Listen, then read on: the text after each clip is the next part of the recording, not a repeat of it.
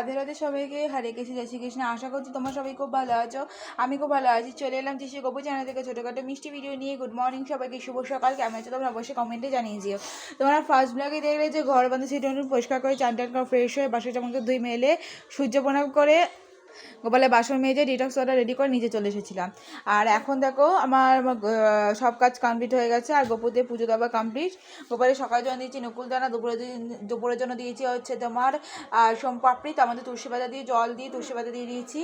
এইদিকে সারাদিন জল দিয়ে তুলসী পাতা দিয়ে রেডি করে গীতে তুলসী পাতা দিয়ে ইষ্টবিধি করে সব ঠাকুরকে ধূপকাঠি দিয়ে আরতি করে জল সঙ্গে জল ভরে তুলসী পাতা দিয়ে ধূপ করে দিয়ে আরতি করে এদিকে গোপালে বিছানা গুছিয়ে প্যানগুলো ধুয়ে মেলে বাসনগুলো উপর করে জামাগুলো ধুয়ে মেলে দিয়েছি। আর এখন বেজে গেছে পুরো 11:30।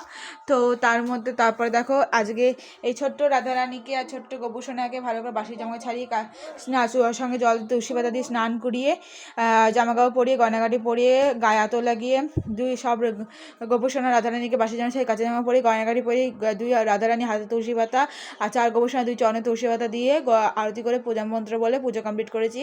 তো ওদেরকে কেমন লাগছে দেখতে অবশ্যই কমেন্টে জানিয়ে দিও। আর ভিডিওটা ভালো লাগলে লাইক কমেন্ট শেয়ার অবশ্যই সাবস্ক্রাইব ফলো করে দিও।